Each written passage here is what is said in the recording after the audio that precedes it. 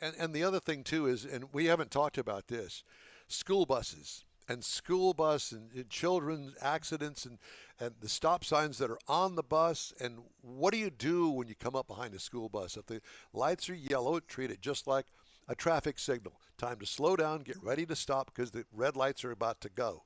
Um, and people don't know what to do on a divided street where there's a boulevard in the middle of it, a walking area, if you will, trees, whatever. Oh, the bus is on the other side. You don't have, if you're on the other side, you don't have to stop. But if you are on that side where the bus is, yes, you do have to stop. It's not real rocket science, and just to use your head. I was going to say that there is new technology, and I did not realize this. I just read it yesterday that there is a difference in car sensors being able to see oncoming traffic, like the rear traffic alert that we have on cars these days. Yep. So you're backing out of a parking spot, it beeps at you, and you know that the car is coming up from your right or your left or whatever the case may be. It's not the same sensor in front, one. And number two is the new sensors can detect pedestrians, but mainly it's traffic, and they miss the pedestrian. Yeah, it's a movement. Yeah. And so there is that. So if you're driving a brand new car, it probably has a pedestrian alert built in. But most of the earlier models of cars that have front end detection only recognize automobiles, big metal objects, not human beings. So that's something else to keep in mind. I mean, at the end of the day, all cars, well, most cars have mirrors. So check them as well as relying on your sensors. And I guess that the biggest thing, the biggest takeaway here this morning is the fact that if there are pedestrians and you're in a pedestrian area, man, I've always got my foot right ready to hit that brake. Because I remember my oldest daughter when she was a little girl, we taught her not to go in the street. Well, she was small, under 5, and she saw her friend across the street, dashed across the street, and as fast as we could react, she was already in the street. So when there are children around, all bets are off. Just got to be extra careful. Exactly. Especially if you're driving a big car like a pickup truck or one of those super high mounted Jeeps or SUVs that you can't really see children from your driver's seat. You need to be very careful, especially in residential areas. Let's talk about car insurance and pedestrian accidents and the 5 things to know. It's your report. I'll let you do that. Absolutely. So here's the thing to keep in mind. There are significant legal and financial headaches that come with hitting a pedestrian. So as far as possible, you don't want to hit one, but just in case you hit a pedestrian, the first thing you need to do is call the authorities because, injuries that may not be visible to you may have happened. Mr. Morris, you just cut her off, whatever you did there. You muted her. Sorry, Devya. I can go again. There you So go. the Go first ahead. thing you want to do if you hit a pedestrian is call the authorities. Let the cops know, call 911 in case the person needs an ambulance or, the cops need to take a report. So that's the first thing you want to do. The second thing you should be doing is documenting everything. So write down everything that happened as you remember it. If you have dash cam footage, just keep it in hand. You don't want to be saying anything to the cops like admitting fault because at that point you may not have the full information you need. Just document everything. And the third thing you want to do is file a claim in a timely manner. So because this could be a liability claim, you need to notify your insurance company as quickly as possible. And the one thing that stuck out to me was watch your words. Watch Yeah. what you say and how you say them. Be forthright and honest, but don't give up too much information or assume things that you're really not too sure of. 100%. You have to watch your word because I'll be honest, in that situation, we're extremely stressed out and we may have missed important things. The one thing you want to avoid is admitting that you are at fault or you may have done something that contributed to it. It's just best to remain silent as far as possible. Take in everything you can and let the cops handle it. Absolutely. Well, Couldn't. Yes, go I was ahead. going to say one of the things I want to go back to the street crossing. Uh, what percentage does this reflect of people using their phone, and you see people walking down the street and bumping into poles or falling into manhole covers? Is that part of this, for people using their phones crossing the street? Is that part So of the our data? research didn't track what pedestrians were doing at the time when they got into accidents, but I think generally it's really good advice to not be distracted while you're crossing a busy roadway or when you're driving. It's really, really good advice. And by distractions, it's not just looking at your phone, right? If you're behind the wheel, you don't want to be turning around and yelling at your kids for making too much noise. You don't want to be fiddling with the radio. You don't want to be eating a sandwich. Like every little thing that could help you take your eyes off the road is something we want to avoid. We love talking to you. You look great. I hope things are going well for you there up on the East Coast. Are they?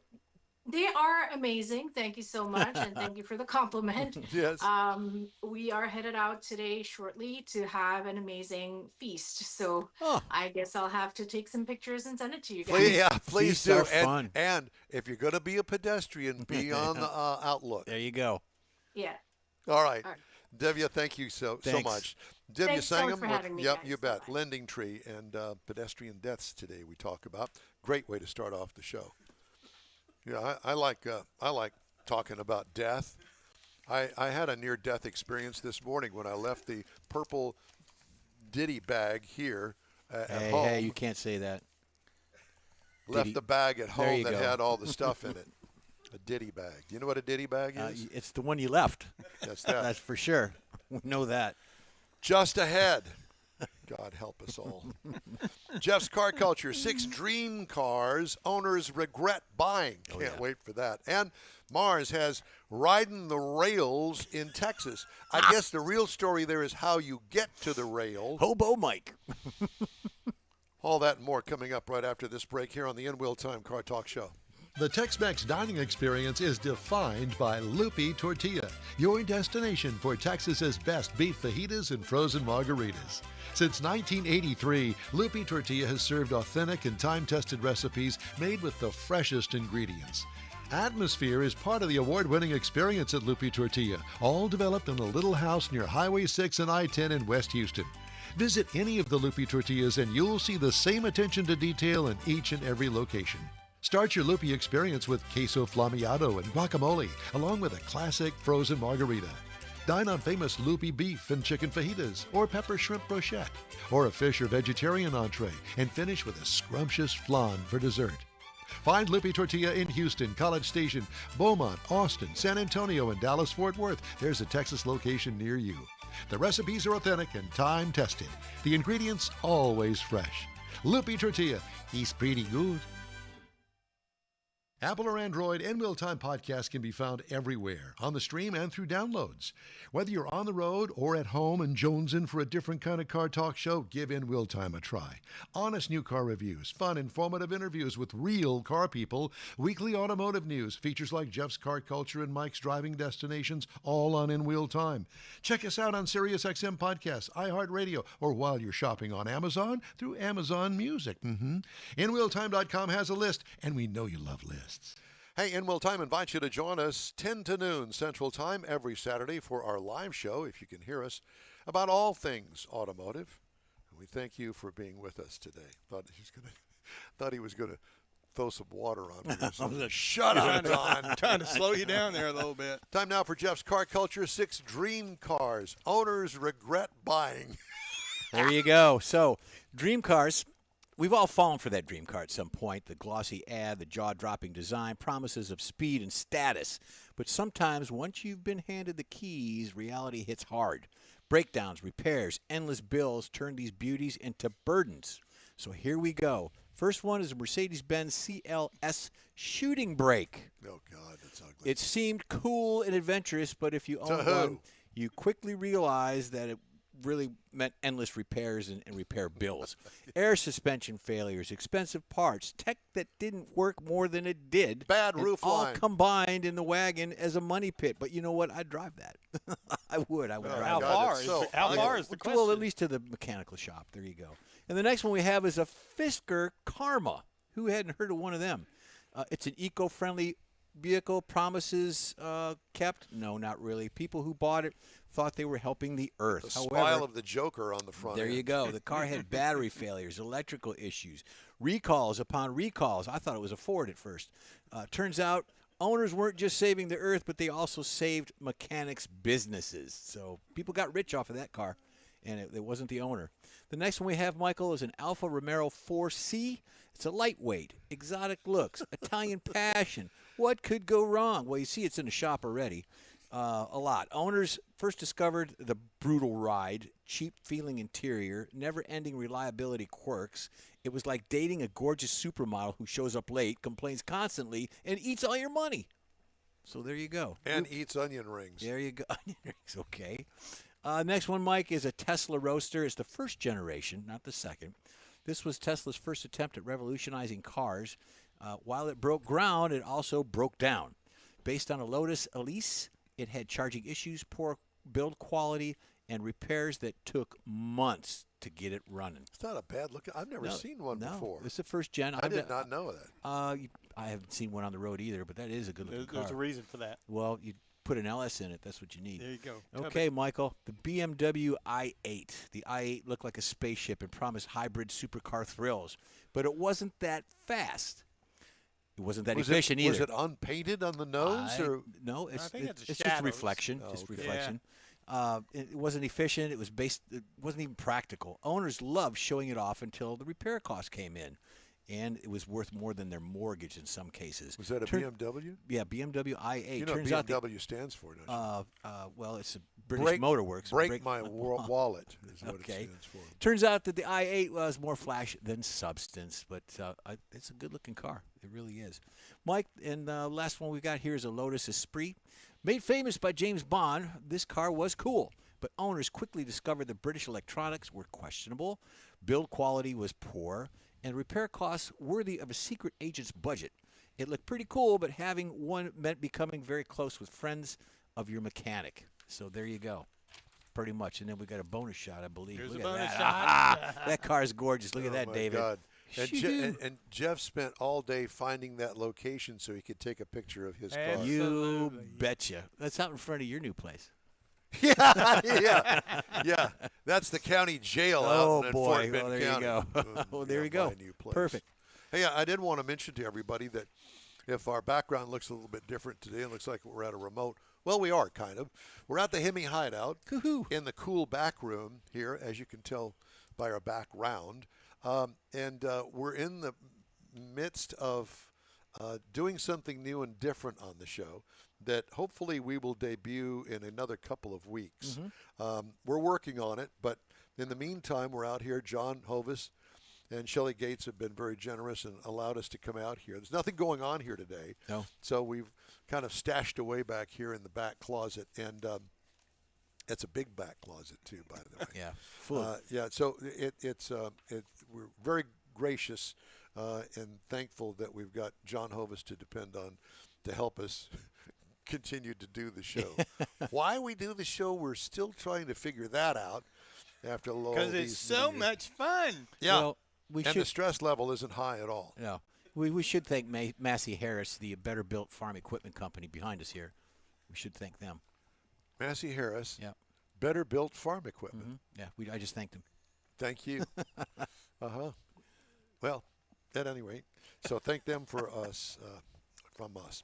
All right, time now for Mars Driving Destinations, Riding the Rail. So is this a story about going to get to the train? Nope. Because this is not a train show. Well, I understand it's not a train show, and as I was putting the pictures together, I got really excited talking about the trains. You and get excited about things like that. where This I is come- what happens in your old age Well, I and remember- dementia. I remember when I was a kid that I got to ride on a train there in in Nederland. You went into the drugstore and you bought your train ticket, And whenever the train stopped across the highway, you walked across the highway and you got on the train. What? We just had a segment on walking across highways. Exactly. Well, he did it But you're safely, still, obviously. you're still with us. So Yeah. But that was because I had the train stopped. Everybody stopped. Did you have that little stick and all your clothes in that little bag when you walked across? The hobo No, load? they hobo- wouldn't. the hobo. No, they wouldn't let you take the stick on the train Oh, but put your eye out or something. because they use it for the fire engine. So there was an actual passenger train that went through there, yeah. east to west. Well, it went from Port Arthur. No, it was kind of more north-south because Port Arthur's the end of the line. I mean, you're in Yeah. the Gulf of Mexico when you get to there. Okay. Be in the chip channel. Well, So please anyway, carry on. So there are, and you see things every once in a while in the news about these heritage runs that people and all these trains running around. So I thought, well, Texas has got a lot of trains. For example, the Texas State Railroad, which is often called the Lone Star or the Eastern Railroad, it's a 25-mile heritage railroad between Rusk and Palestine. Now, this was built I believe by it's Palestine, isn't it? Palestine, depends on how far north you live. No, it depends on where you're from. Exactly what I said. So, but this was built by the inmates, and it was started in 1883 because they wanted to haul raw materials to the smelter at the prison at Rusk. So and they did that up until 1921. Then they leased it out to a bunch of private companies. Anyway, it ended up through the Parks and Wildlife Department, and it was turned over to the newly created Texas State Railroad. So now it's just a scenic tourist line, and you can get on it on a limited schedule. And they've got 5 steam locomotives, and you can take the round trip on it if you want to go take your kids for a round. You've done that. David's done that. There you go. Now, there's another one up in that part of the world called Grapevine Vintage Railroad. Now, this goes from Grapevine to the Fort Worth Stockyards. Now, this is a purpose-built railroad that's strictly for a tourist thing. It didn't start out as anything else other than Is it a steam locomotive or is it? they have steam and diesel. Okay. Apparently, looking through some of these things, if a steam engine goes down, it takes a couple of 3 years to get it built and back up. oh, boy. So some of them, they've got diesels for backups, but it started using it. The train excursions, they use 1896 steam locomotive is their prime one, and then they've got some 1920s era Victoria coaches that people can ride in. You get on in Grapevine at the Main Street station, and you take 21-mile route over to Fort Worth to the stockyards, and then you get on it and you come back. One of the special things that they do, since this is strictly tourists, they have several special events. Day Out with Thomas. You remember Thomas the train? I do. Thomas the Tank Engine. Yeah. Yep.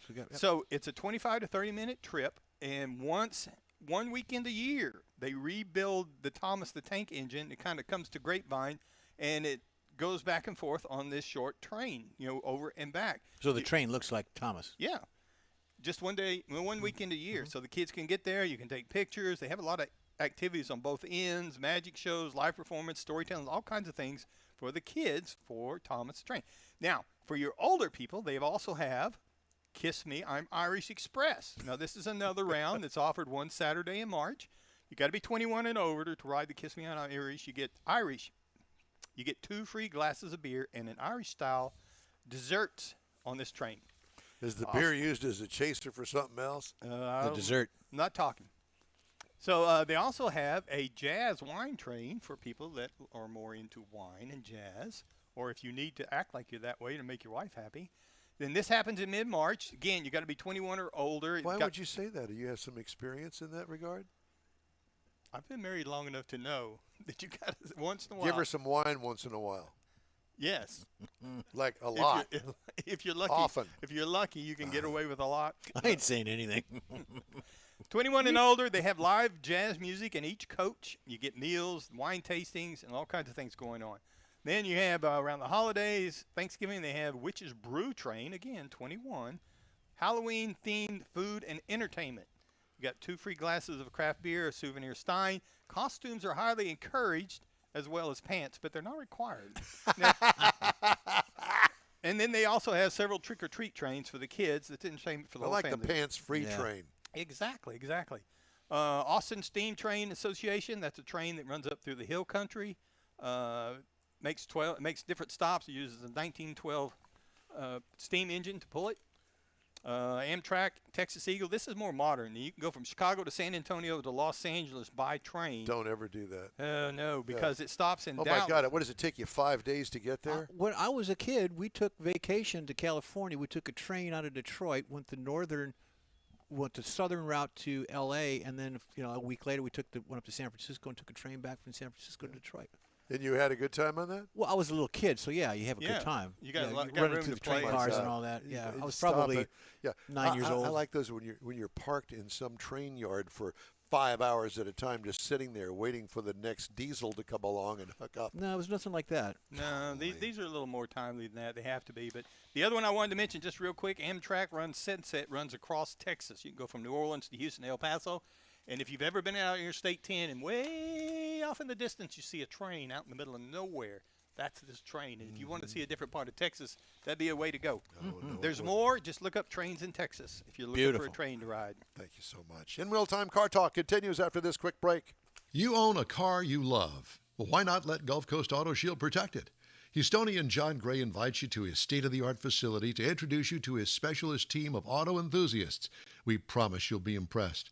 Whether you're looking to massage your original paint to a like-new appearance, apply a ceramic coating, install a paint protection film, nano-ceramic window tint, or new windshield protection called ExoShield, Gulf Coast Auto Shield is where Houston's car people go. Curbed your wheels? Instead of buying new, why not have them repaired? How about a professionally installed radar detector? Gulf Coast Auto Shield does that too.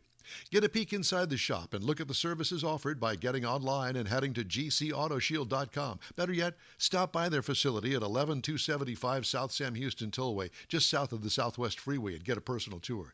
Gulf Coast Auto Shield is your place to go for all things exterior. Call them today, 832-930-5655 or gcautoshield.com. The award-winning In Will Time Car Talk Show now reaches 5.3 million folks each year. Check us out on InWheelTime.com, the Odyssey Radio app, YouTube, Facebook, and just about every other entertainment source out there, including our live broadcast every Saturday, 10 to noon Central Time. The In Will Time Car Talk Show has informative automotive guest interviews, new car reviews, along with popular features including Jeff's Car Culture, the latest new cars, cruise-ins, and racing dates. It's InWheelTime.com. Join us. From the HEMI Hideout, it's the award-winning In Will Time Car Talk Show. Just ahead, the best and worst states for teen drivers. Uh-oh. Plus, Jeff will have the cruise in and events calendars, and I'll bring you some of the stories making automotive news headlines this week. Howdy. Along with Mike Out of This World Mars, we always need more Jeff Zeka. Chief Engineer David Ainsley's over here to my right. I'm Don Armstrong. Glad that you could join us on this Saturday. We're coming to you live today. Again, from the HEMI Hideout. We mentioned it earlier. We're in a transition period with the studio for In Real Time, and we're going to be hopefully back in our new studio in a couple of weeks. But in the meantime, John Hovis, Shelley Gates out here at the HEMI Hideout have been so gracious to let us borrow the back closet. It's a nice back closet. It really is. Really nice. We all wish we had this closet. Yeah. All right. I guess now from Wallet Hub is Chip Lupo. He's been with us before, and Chip, it's good to have you with us again. Welcome. Good morning, guys. Good morning. How you been? Good. How are y'all? Well, very well, thank you. So, gosh, I thought, do we really need to have this downer talk? Because this is what it is. Teenage driving in Texas. Wow. There's lots of lists here. Teen driver fatalities per 100,000 teens. We're ranked 28th, but we're number one. Presence of distracted driving, texting while driving laws. We're number one there. We're also number one in the impaired driving laws segment as well. So maybe you could explain all of this to us. Well, sure, guys. Well, the presence of the driving laws, what that means, that's not necessarily a ranking. That's an indicator. That's just an indication that your state has some sort of law in the books when it pertains to distracted driving, holding cell phones. Here in South Carolina, we just passed a pretty sweeping legislation against handheld driving that went into effect September 1st. And law enforcement was out there just looking for someone to have a cell phone in their hands, and they're not messing around when it comes to that. But some things about Texas that I found interesting, and yes, there was a pretty alarming number of teen drinking and driving, 43rd out of the 50 states, at almost 7.5%. Yet on the other hand, the maximum amount that you would get for a speeding ticket. No, I'm sorry, for not wearing a seatbelt, $200, and that's tops in the country. So apparently, drinking and driving is kind of going by the wayside there, but they're sure are cracking down on seatbelt infractions. That's rather odd, don't you think? I think it's kind of backwards if Yeah. you ask me. Yeah, exactly. You know, this teen driver fatalities per 100,000 teens, even though we're ranked 28th, that's still way too many. Way too many. The thing about Texas, though, overall, Texas was like right in the middle of the pack, 24th overall out of 50 states. So slightly above average, but there's some things in there that Texas really needs to take a look at. One thing I found interesting, and I'm sure if any of you gentlemen have experienced this, if you've added a teen driver to your own insurance policy, well, in Texas, if doing so is going to increase your premium by an average of 114%. That's fourth highest in the country. Ouch. I mean, there's no way to get around that? I mean, driver education programs, adult driver in the front seat, any way to get around 100% or more? Well, you would think so, but again, I mean, these rates are high for a reason. So apparently the state of Texas is looking at teen drivers at pretty high risk. So it's very important to not wait until driving school. I mean, parents should instill, good driving habits in their children as soon as they're able. And yes, an abundance of driving schools would certainly help, but it would also kind of be to the parents' advantage to kind of look at their own driving habits, because you want to have as clean a driving record as possible before you add a child on there to kind of lessen the sticker shock there. Well, I don't know about for the rest of the guys here and yourself, but when it came to driving, yes, we taught our girls how to drive, but we also send them to driving school away from mom and dad to get a different perspective, because, I may have some habits, and it's been a while now, but have some habits that I don't want to pass on to my daughters. And I'm thinking that, a good driving school for 6 weeks would not be a bad thing. So we bucked up, paid the money, and took them to driving school. Well, that and teens are more likely to listen to authority figures who are adults other than their parents. So if it's coming from someone else, it's probably not a bad idea. Yeah. We had ours growing up. Ours was part of the school system. It was either an after school or a summer school program where you went for 6 weeks, which in some cases was okay. But then a lot of times you just got maybe a part-time football coach who was who was part of the instructor. But for the most part, it seemed to work out pretty well. Mine started in what we used to call junior high school, and I was the first one to sign up. And we did it in the school auditorium. And yes, it was one of the PE coaches that was licensed to teach the course. Yep. And, we got to see the horrible, horrible black and white movies of death and destruction and the scary tactics that went along with driving instruction back in the day. And then we had the behind the wheel part of it in a Rambler Ambassador. And there were 4 or 5 kids in the car and the instructor who had a brake at his disposal on the passenger side. And I was never so scared of driving with this guy in my entire life. My mom had taught me pretty well how to drive, and he managed to hit that brake more often than I did. What are you doing? Slam on the brake. Scare you to death. That says a lot nowadays. Yeah. We had a driving instructor. The one I had was an elderly gentleman who walked around with a cane, which was kind of unsettling in itself. But if you were in a car with him, and if you did something wrong, he would jab you on the side with the cane, with his little walking stick. Great. As he was pounding on the brake. I hit you. How in the back about of the you, head. Mars? Did they have any of that over there in Neaterville? Well, no, it's the same basic setup. The PE coach, and if you messed up too bad, when you got to PE, he'd let you know about it. You didn't want to do that. But more recently, I've got 3 of my granddaughters, teenagers. Well, one of them just turned 21. She got a 15% discount on her insurance because she turned 21. Okay. Yeah. The others, and I'm really surprised. They went to the driving school, got to driving. Some of the stuff they learn now that we were never taught made a lot of sense. But then again, they don't spend near as much time behind the wheel. It's up to the parents now to do the bulk of that.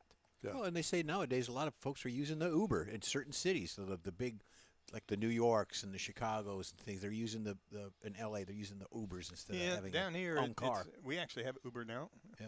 So And they're not even anyway, getting their licenses. But it's definitely different for teenage drivers now. Some of it's good, I think, and some of it's bad compared to what we had. Are there any discounts for teenage drivers? Even though it's 118% or whatever number you came up with, are there any discounts for certain steps that you take? Have your car monitored by, the bad guy in the sky or something? And that depends on the insurance company, but as far as teenagers, the one you just mentioned a second ago, once you turn 21, if you have a clean driving record up to that point, you can expect some considerable discounts. But again, a lot of that depends on the insurance companies. They would be willing to cut you discounts if you agree to have a little monitor installed in your car that monitors how fast you're going, if you're braking too frequently, those types of things. Well, there's also some manufacturers, Ford, for instance, I know that they used to have a system that the parent could monitor their child driving the car that has that system in there. And so you got Big Brother looking over your shoulder all the time. You better not speed. Mm-hmm. They've also got speed limit devices in the vehicles and that sort of stuff. So there are some vehicles out there that have some sort of assistance for a parent to keep a good eye on the kids. Well, another thing, my insurance company came up with, if your grade point, the kid's grade point is good enough, you can get a discount off of that. Do that. I'm sure that these different insurance companies have different incentives to nab you into their lair, if you will.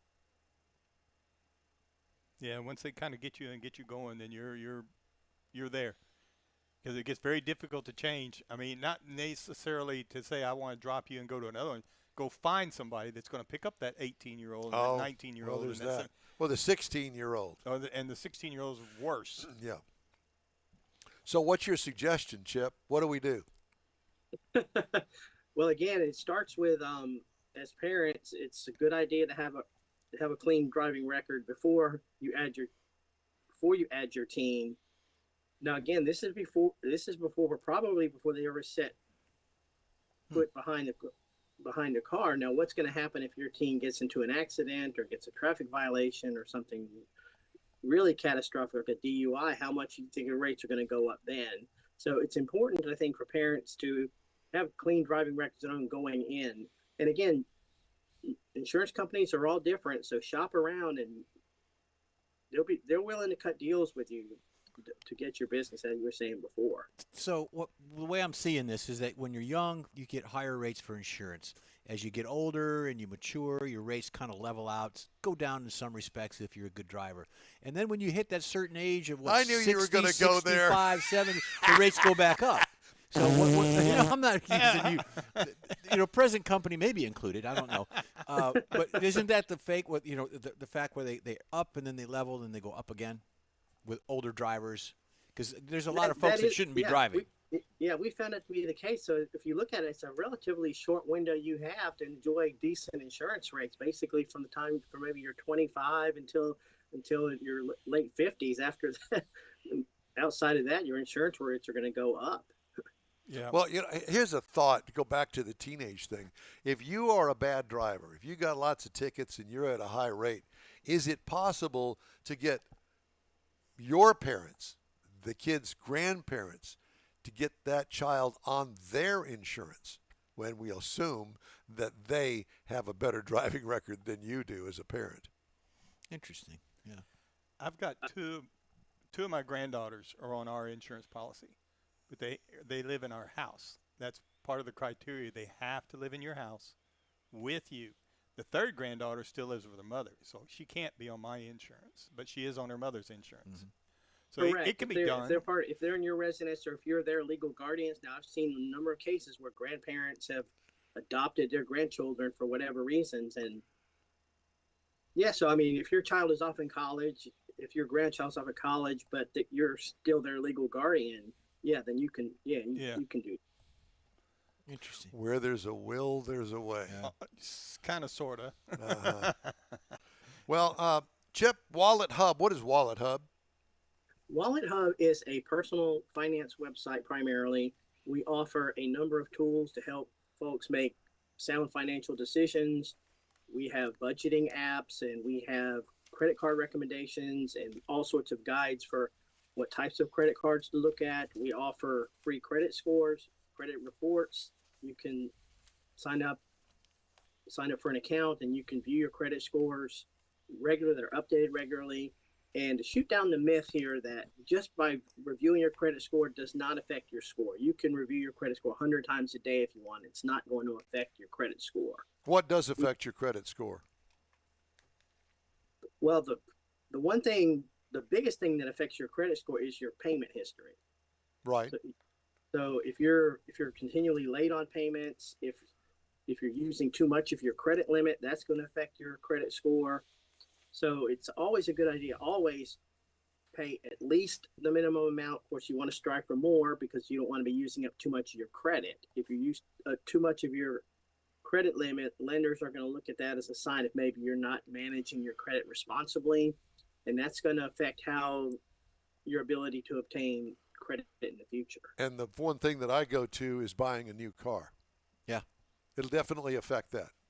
It will definitely affect that because you can still get a car loan with a fair or average credit score, but don't expect to get any of these favorable interest rates that you're always seeing on television. You're going to get a pretty steep interest rate on top of that. Chip, it's great to talk to you. We thank you very much for joining us on this Saturday, sir. Thank you.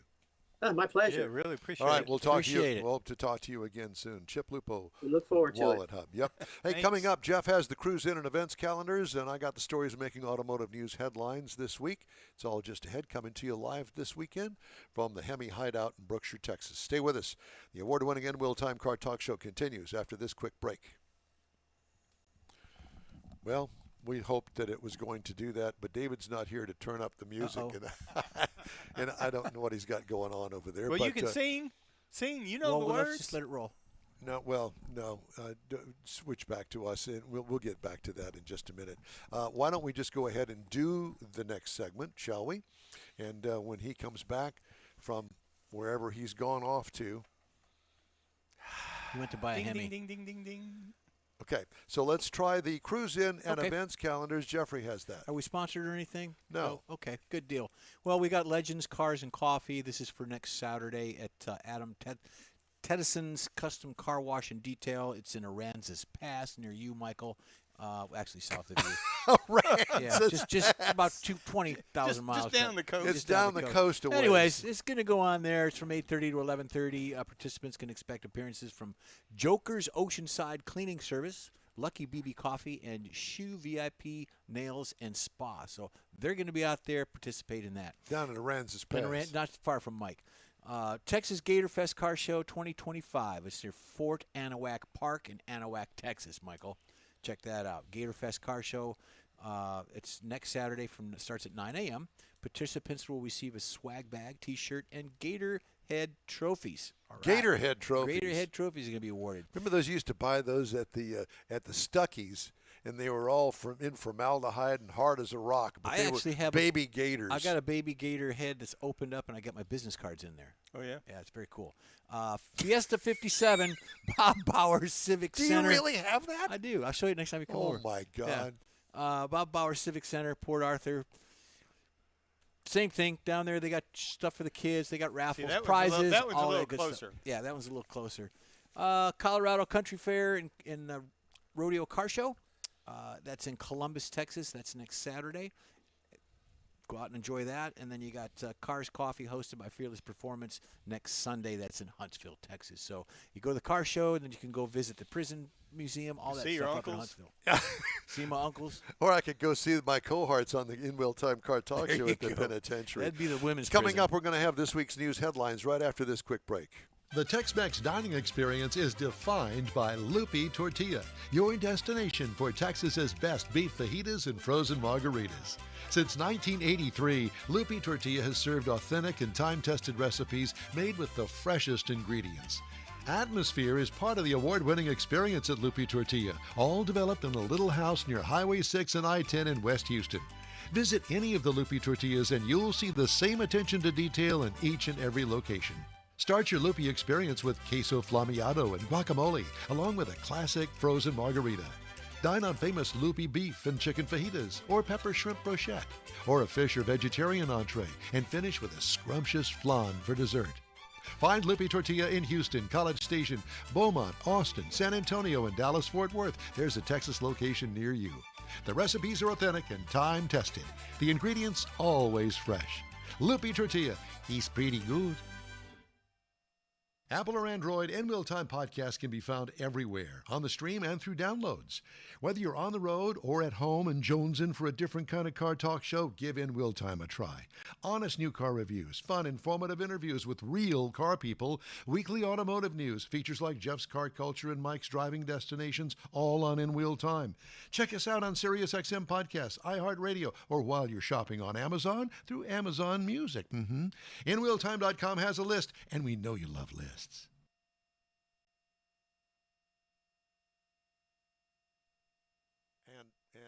And let me just go.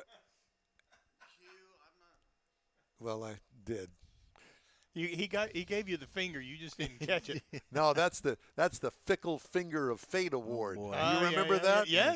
What was that from? Laughing. Thank you. Sock it to me. Sock it to me. Before your Baby. time, David. The Fickle Finger of Fate Award. Yeah, he's still paying high rate insurance because he's too young. Shut up, David. We don't want to know how young you are. Some of the stories making automotive news headlines. Did you see this that happened yesterday? Trump administration will enforce laws that require foreign workers have proper authorization to be in the United States, according to the White House, after immigration authorities raided a Hyundai LG energy plant construction project over in Georgia. Quote, any foreign workers brought in for specific projects must enter the United States legally and with proper work authorizations.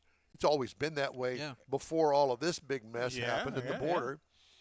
White House spokesperson Abigail Jackson says President Trump will continue delivering on his promise, blah, blah.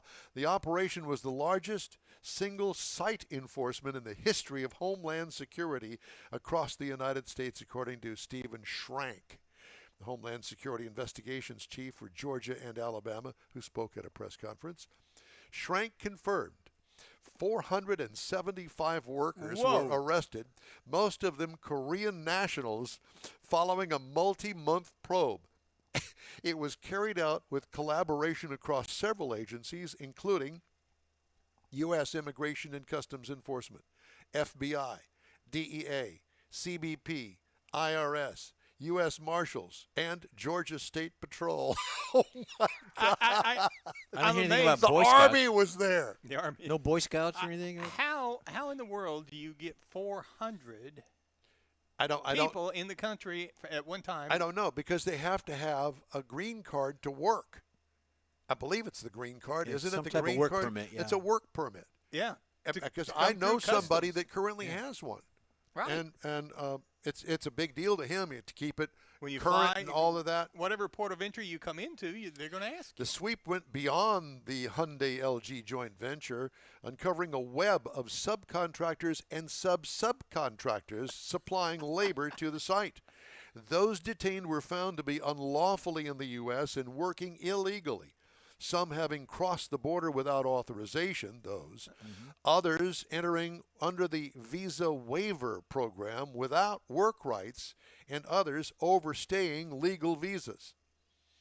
Hyundai's Georgia industrial site, known as a Meta Plant America, is designed to produce as many as 500,000 hybrid and electric vehicles a year, employ up to 12,500 workers by early next decade.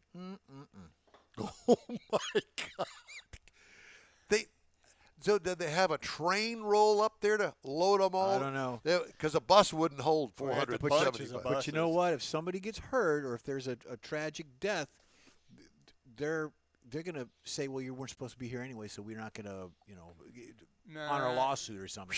That happened in Houston where a builder was building a home and the home collapsed on a worker that was, I think, 16 years old that didn't speak English, and you never hear anything after that because they just brush it under the table. And that's what would happen to that. Yeah. The law, they push It's that brushed under under the table.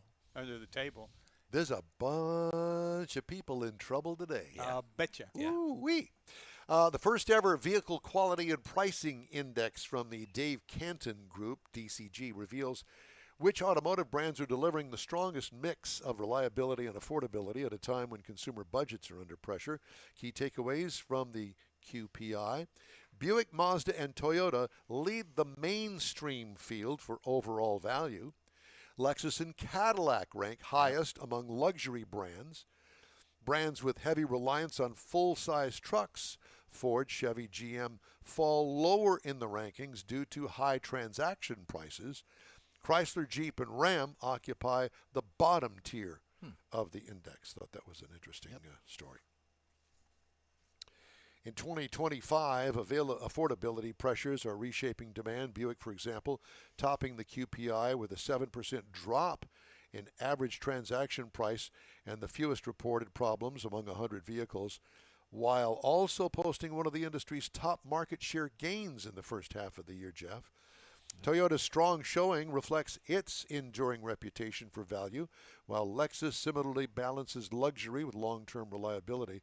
By contrast, higher-priced brands with more reported dealership visits, including premium truck lines and technology-heavy luxury vehicles, ranked lower. No surprise there. Yeah. Go ahead and make comments if you'd No, like. I was just thinking. Makes sense. Okay. Police in Midland, Texas, accused the former general manager of Midland Mitsubishi of stealing between $30,000 and $150,000. Wow, it's a big variant. Sammy Rodriguez is facing third-degree felony theft charges. He was arrested August 26th, according to the Midland County Sheriff's Office. He also is accused of credit or debit card abuse, another third-degree felony, jail records show. Authorities accused Rodriguez Jr. of theft by deception, embezzlement, remind me to tell you about embezzling, forgery, and misuse. No, but I know somebody. Got fired for embezzlement. Oh, boy. Okay. And I know the person. Oh, my God. I'll never Don't look see at me, him. Mike. Yeah. He's looking at me. Forgery and misusing company funds over several years, according to local CBS affiliate Koza TV. Rodriguez Jr. worked at the dealership from late 2019 through May of 2024. Midland Mitsubishi closed in May. The former owner's Momentum Automotive Group filed for bankruptcy in August of 24, according to federal bankruptcy records. Rodriguez Jr. also is accused of threatening workers, altering financial records, manipulating deals, and jamming communication between employees and the dealership owner. Reportedly, Rodriguez Jr. did not register about 150 vehicles with the state and took payments from customers without following through. Wow. Investigators found nearly $1 million in questionable checks issued to Rodriguez Jr. between 2020 and 2024. He also allegedly altered payroll records to boost his monthly salary. The station wrote, oh my You know, what I find really interesting about that is, in Midland, Texas, they were selling Mitsubishis. They were selling them. Well, they were doing something with them. They had them there. That's the surprising Yeah, well, part. apparently he was selling them out from underneath the dealership. Selling them out the back door. I don't understand. Now that's wrong. It's criminal. How do you have a business? How do you have it? Who is watching the numbers? Where are your audits? Well, Don't apparently dealerships the audit owner every of, year? apparently the owner of the dealership had no clue. You audit a floor plan. I'm thinking Momentum. Isn't that another big corporate thing? Yeah. I mean, like all over the place. So it's not as big as an AutoNation or a Penske or anything, but yeah, they're big. Yeah, so he may have. It's a Mitsubishi But dealer in Midland, Texas, of all places. I But know. I have a follow-up to this. Uh-oh. Rodriguez Jr. allegedly issued fraudulent payroll checks, directed employees to issue checks for his personal benefit, and misused a Business American Express card. No. Rodriguez Jr. is also accused of using company checks to buy personal vehicles and recreational watercraft and to It pay wasn't Mitsubishi. He was. and to pay credit junk. card I'm gonna go bills. price. The judge set Rodriguez Jr.'s bail at $900,000. He was being held in Midland County Central Detention Center as of the afternoon of September 4th, according to jail records. And he paid his bond in cash. On a stolen credit How card. much you need? Yeah. Buy some today. There's a little $5 for the jailer. Yeah, Oh, my God. Well, I thought that was pretty funny. that's funny. Hey, we'd love to hear from you. Shoot us an email. The address here is info@inwheeltime.com. We'll be back after this quick break. You own a car you love. Well, why not let Gulf Coast Auto Shield protect it? Houstonian John Gray invites you to his state-of-the-art facility to introduce you to his specialist team of auto Yeah, I'll take enthusiasts. another, We promise you'll be impressed. Whether you're looking to massage your original paint to a like-new appearance, apply a ceramic coating, install a paint protection film, nano-ceramic window tint, or new windshield protection called ExoShield, Gulf Coast Auto Shield is where Houston's car people go. Curbed your wheels? Instead of buying new, why not have them repaired? How about a professionally installed radar detector? Gulf Coast Auto Shield does that too. Get a peek inside the shop and look at the services offered by getting online and heading to gcautoshield.com. Better yet, stop by their facility at 11275 South Sam Houston Tollway, just south of the Southwest Freeway, and get a personal tour. Gulf Coast Auto Shield is your place to go for all things exterior. Call them today, 832-930-5655 or gcautoshield.com. The award-winning In Wheel Time Car Talk Show now reaches 5.3 million folks each year. Check us out on InWheelTime.com, the Odyssey Radio app, YouTube, Facebook, and just about every other entertainment source out there, including our live broadcast every Saturday, 10 to noon Central Time. The In Wheel Time Car Talk Show has informative automotive guest interviews, new car reviews, along with popular features including Jeff's Car Culture, the latest new cars, cruise-ins, and racing dates. It's InWheelTime.com. Join us. From the HEMI Hideout in Brookshire, Texas, welcome to the award-winning In-Wheel Time Car Talk Show. Just ahead, it's In-Wheel Time time, With niacin. including the story of the week. Also, I'll give you my thoughts on driving the completely redesigned 2026 Hyundai Palisade. And Jeff has the Motor Minute in this segment of the In-Wheel Time Car Talk Show.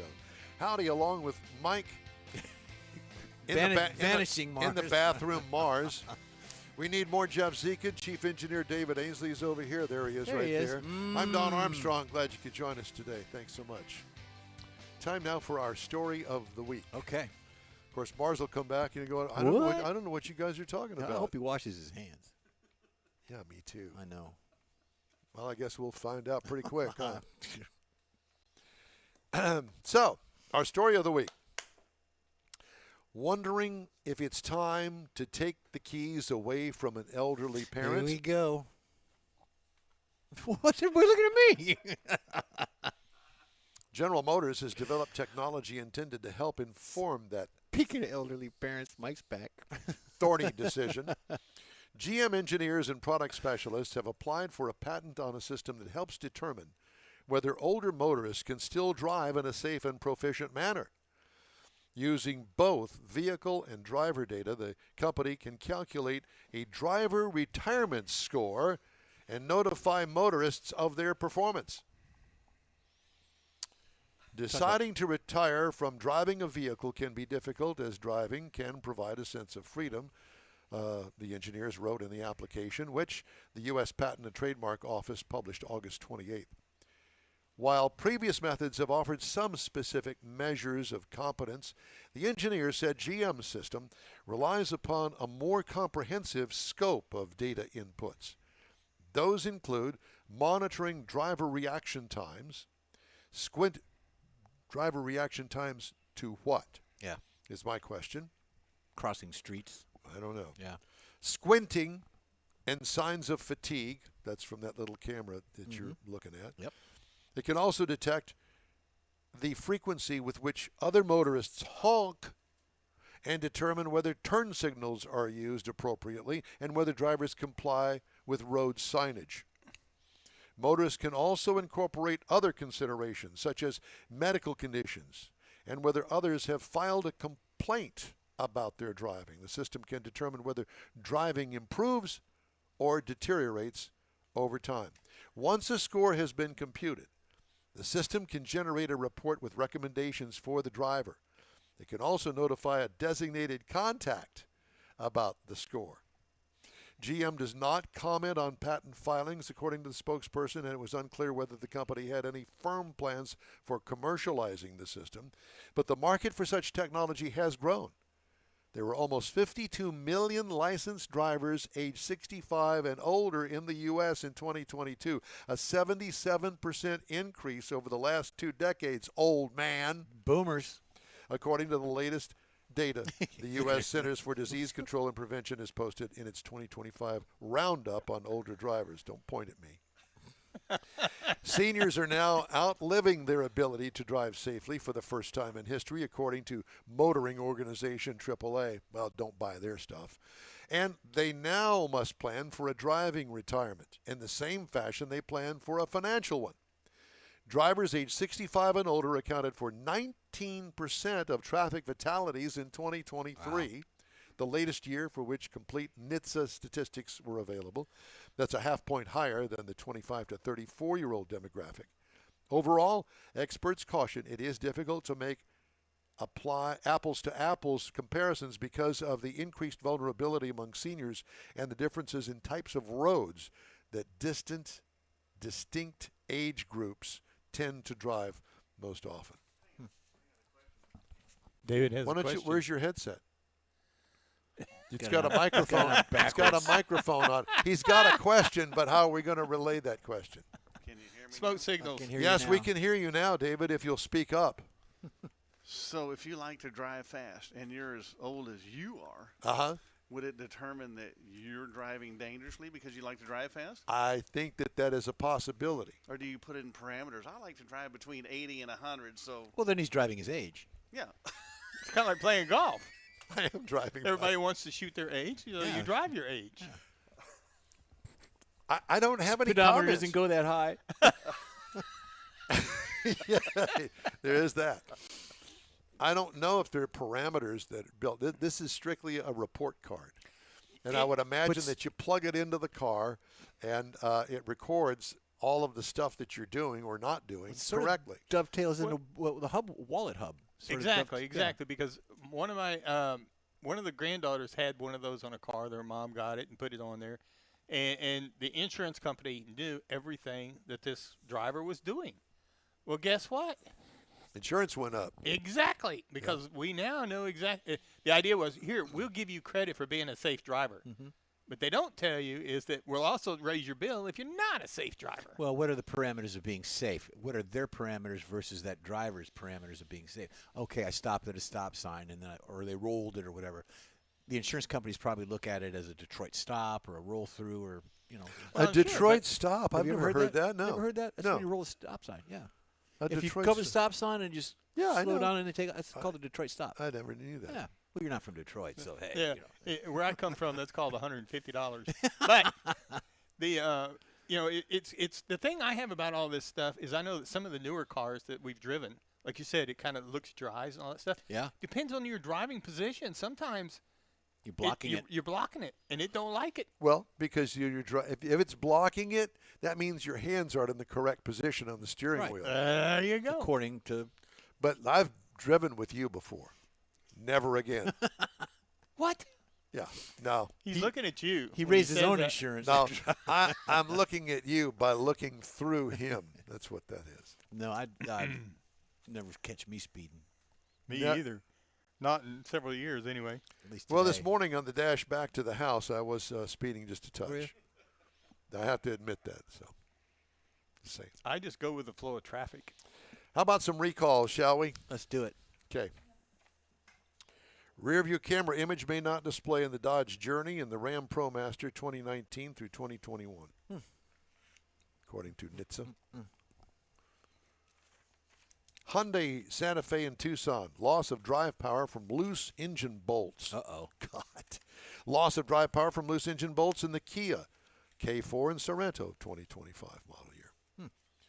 And You know it wouldn't be right unless we had I lots know. of Here recalls. we go. Here we go. Would you like to name the manufacturer, Jeffrey? Well, It's a 4-letter word. yeah, it starts with an F.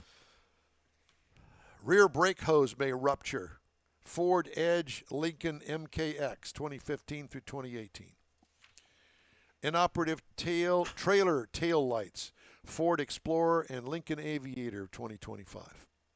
Airbag may tear. Ford Ranger, 24 to 26. Instrument panel display failure. Ford F-150, 250, 350, 450, 550, 650. Wow. 25 to 26 model year. Time out. Airbag may tear. How are you going to know after an airbag is deployed if it was torn or not? Well, it doesn't deflate properly or inflate properly. So, in other words, if you go through the windshield because the airbag didn't come Here, out, then would you like to know what that sounds like? There's no bag. It just goes, I guess. Just guessing. Can you spell it? I'm not going there. Fire risk when refueling. You'll like this. Chevy Corvette. All models 23 to 25, including the 26 convertible and the 26 coupe. They should have just said from the C1 to C8. That covers them So all. what does it do? It's a I mean, C8. Fire risk when refueling. I don't know. I don't even know where the fuel filler is. It's but on I the assume, driver's side rear quarter, isn't it? Left rear quarter? I don't know. The engine's back there. Well, maybe My that's- guess is right behind your head. Yeah. maybe that's where you open the fuel filter and you look in there. I mean, fuel filler cap. All right.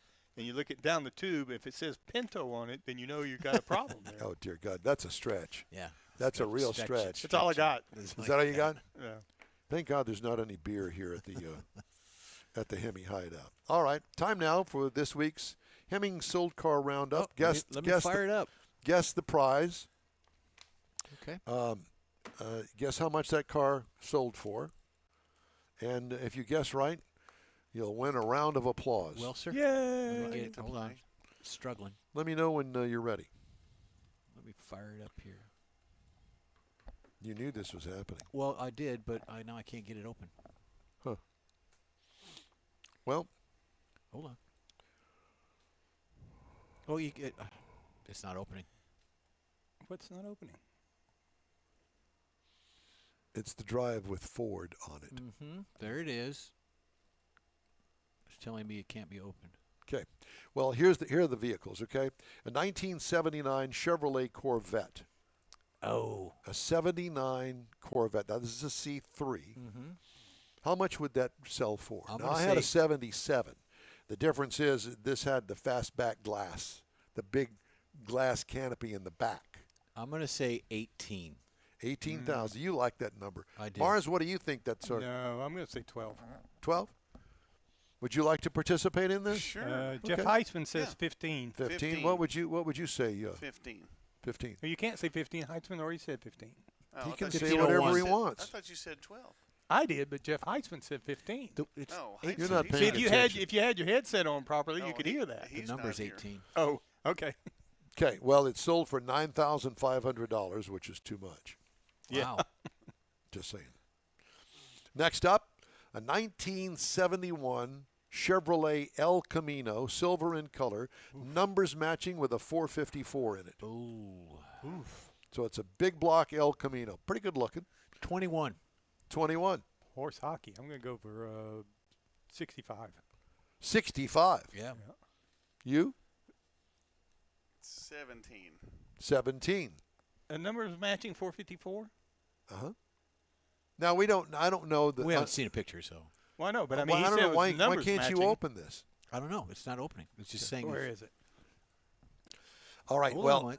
as you guys mess around with this, Hold on. Just Go up there. Be 35,000. it actually where? sold for $22,050. Wow. That is not. What did I say? That is 21? not a 454 numbers matching car. Okay, well, I don't know. Why not? But whatever. So next up is the 2001 Ford Mustang convertible with 28,000 miles on it. How much do you think that would cost? Uh, Oh, my God. What year? he had his headphones on. It's a 2001 Ford Mustang convertible. Very clean looking. Looks like it's all garage kept. 28,000 original miles on it. How much would that sell 26. for? 26. 19. 19. 22. David said 22. What do you say? Heitzman says 24. It sold for $18,900. Oh. Good job. Next up, a 1964 Chevrolet Chevelle. Kind of the square body look. Mm-hmm. 64 Chevy Chevelle. What did that sell for? Very clean, butternut yellow. It looks like it is a convertible. 12,000. 12,000? Yeah, I would go 15. 15? What do you think? I say 10. $22,838.10. Next up, a 1964 Ford Galaxy. Oh, man. 64 Ford Galaxy. Now, this is a four-door sedan. Okay, so it's a mighty big car. Does it have recalls? I don't think they even did that back in 1964. Pre-recall? Pre-recall. Pre-recall. 64 Ford Galaxy four-door sedan. It looks completely stock. 32. 32. 32. Mars?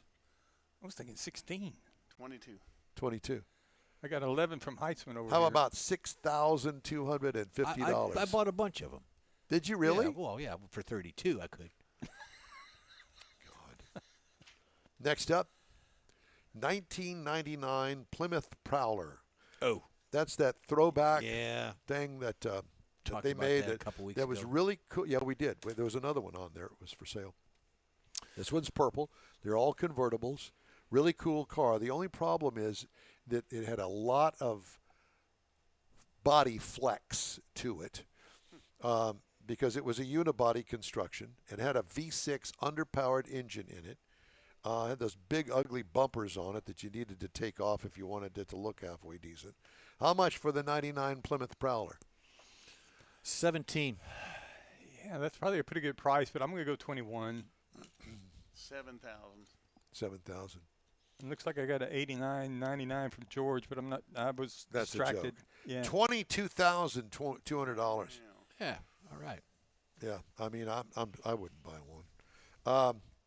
Here's one I would consider buying, but not for the price that it sold for. 1962 Ford Ranchero, which is the El Camino equivalent on the Ford side. Kind of looked like an old Falcon in front. I'll let you go first, David. 17. He says 17. What do you say? I'll go 16. 16? What do you think? 12. I would 12. do 12. Heitzman says 10. $16,800. Doo-boo. So right between y'all. I was Yeah. a little bit closer. Though. You Yeah. went over. But you went over. That's right. Okay. Barker. Second to the last. Here we go. A 1976 Ford F-150 that's got kind of a funkitated 70s paint job on it with lots of stripes and stuff. But it looks clean and it looks cool. I would consider it if the undercarriage were okay. 76 Ford F-150. How much? How much, David? 15,000. They're over here doing something Yeah, else. we can't get it Oh, loaded. look at that. They got a car. 15,000. 15,000. How about you're going the wrong way? $7,750. It's a heck of a deal. I know. Must have come from Illinois. I don't know. The last up, this is for Mars, and he would be driving this over here on I-10. A 1966 Chrysler New Yorker. Oh, man. This thing is as big as a barn. That's what you want to drive to coming in on Interstate 10 in the rain. That's what I Coming just through said. Houston? Absolutely. And don't even slow down. Okay. There's somebody to stop in front of you. $6,000. 6. 9,000. 8. I'll go 8. 9. $2,500. You got that in your pocket. Well, not in my pocket, but yeah, okay. I thought that was good. Well, we still can't get the pictures up, so sorry about that. All right. Well, I don't know what happened I there. don't either. Mike got them up on his, but they won't pull up on mine. Good. Perfect. kind of fits in with the rest of the Fits day. in. Just ahead, a review of the 2026 Hyundai Palisade and Jeff's Motor Minute. Yep. When the In-Wheel Time Car Talk Show continues after this. The Tex-Mex dining experience is defined by Lupi Tortilla, your destination for Texas's best beef fajitas and frozen margaritas. Since 1983, Lupi Tortilla has served authentic and time-tested recipes made with the freshest ingredients. Atmosphere is part of the award-winning experience at Lupi Tortilla, all developed in a little house near Highway 6 and I-10 in West Houston. Visit any of the Lupi Tortillas and you'll see the same attention to detail in each and every location. Start your Lupi experience with queso flammeado and guacamole, along with a classic frozen margarita. Dine on famous Lupi beef and chicken fajitas, or pepper shrimp brochette, or a fish or vegetarian entree, and finish with a scrumptious flan for dessert. Find Lupi Tortilla in Houston, College Station, Beaumont, Austin, San Antonio, and Dallas-Fort Worth. There's a Texas location near you. The recipes are authentic and time-tested. The ingredients always fresh. Lupi Tortilla, he's pretty good. Apple or Android, In-Wheel Time podcast can be found everywhere, on the stream and through downloads. Whether you're on the road or at home and jonesing for a different kind of car talk show, give In-Wheel Time a try. Honest new car reviews, fun, informative interviews with real car people, weekly automotive news, features like Jeff's Car Culture and Mike's Driving Destinations, all on In-Wheel Time. Check us out on SiriusXM Podcasts, iHeartRadio, or while you're shopping on Amazon, through Amazon Music. InWheelTime.com has a list, and we know you love lists. Hey, we invite you to join us for the live In-Wheel Time Car Talk Show every Saturday, 10 to noon Central Time on InWheelTime.com, YouTube, and Facebook. Do it, and you'll be glad you did. You did. That's right. Time now for Jeff's Motor Minute. All righty. Well, Indy racing, we're going to get this on the racing portion, but Indy completed last week. You've got Will Power, who ran with Penske for 17 years, I think, a long time. He's out. His contract was up, and they said no more Fiddling Penske. around. Yeah, you're out so far as an Indy driver. But who picked him up? Andretti. Andretti picked up Will Power. Thank goodness. Will Power is a great guy. I follow him a lot. And the reason being... So he's going to go over to Formula One? He's going into Indy under Andretti. Okay. Colton Herta has been pulled from Indy, and he's going to be in Formula One as the American driver. But Colton has to qualify and get certifications on F1 tracks. So Colton's going to be driving the F2 cars, the F2 series, to build up and get going for that licensing. Now, you've got two drivers that are already on the Andretti team, and I've got them here. You got Botus and... Botus? Botus. I think his name is Botus. Is that Bocephus? No. I got it here somewhere in my... I'll find it. Anyways, you got two drivers. They're both European, and there's a... I'm not a peon. You're not a peon, but You're you a should be. peon. So Cadillac F1's already announced drivers for the next season. It's Valtteri Bottas and Sergio Perez. Valtteri, yeah. How does he go by? Volley for short? Valtteri. Valtteri. Is that his last name or No, first it's his name? first name. Botus is his last name.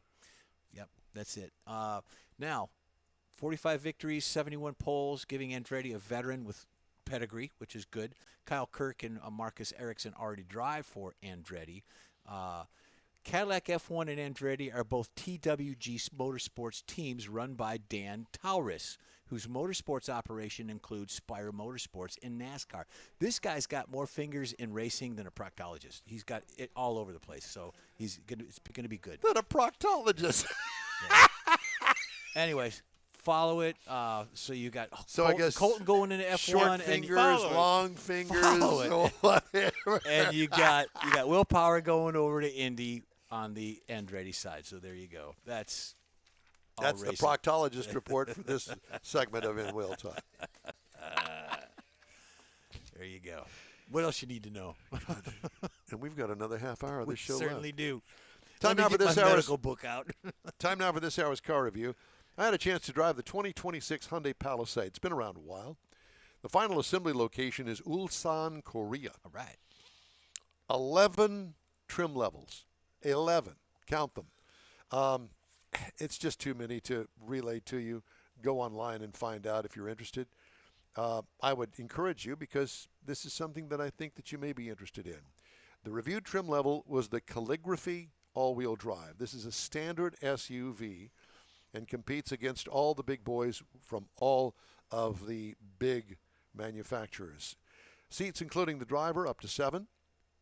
Exterior changes from last model year. Complete redesign for 2026. This is the second generation of the Hyundai Palisade. Very linear shape, straight line from the front fender all the way back to the D-pillar. Concentric wheel openings. Rectangular grille with a similar front lighting design. Rear lighting mimics the front design. What I liked about it, the exterior gets high marks for a unique, modern styling element throughout with high-quality materials. What could use improvement? Nothing. Interior highlights. Integrated instruments with the infotainment encompassed in the dash and in the infotainment system. It interfaces in a center stack design. Easy to understand and use controls, comfort controls, and through entertainment infotainment screen. I don't know what I meant by that, but I'm sure it was good. The thought process was there, but it just kind of didn't work out the way I wanted it to. Sorry. Big area for the cargo area back there with the third row down. What I liked, changeable interior lighting colors. It's fun. What could use improvement? I don't know. It has a 3.5 liter V6 motor in it, gasoline. 287 horsepower, 260 pound-feet of torque. 8-speed automatic transmission with a tow rating of 5,000 pounds. Gets 18 in the city, 24 on the highway for a combined of 20. I got 18.8 miles per gallon over 409.4 miles. What I liked about it? Well, the powertrain may be adequate for a soccer mom. Okay.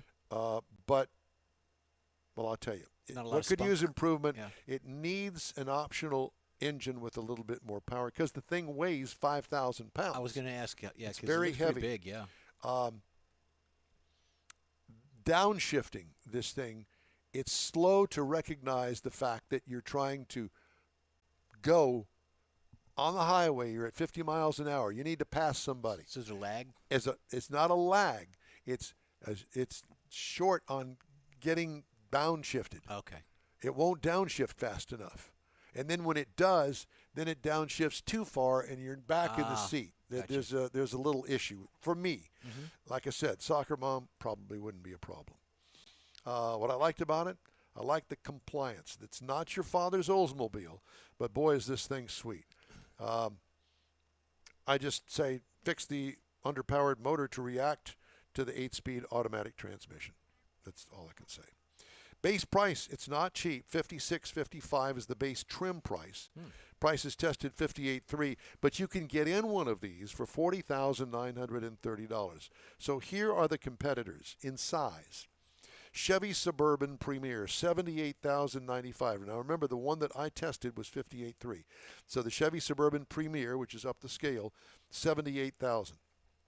Kia Telluride, its sister or brother, SX Prestige, starts at $52,885, and the Ford Expedition King Ranch, $86,170. I had no clue that they were that expensive. No. But the big Ford Expedition is $86,000. Wow. That's a lot of money, man, for a Ford Expedition. Just saying. Well, you pay for the recalls. Yeah, I was going to say, good news is it'll get recalled to get fixed. Mm-hmm.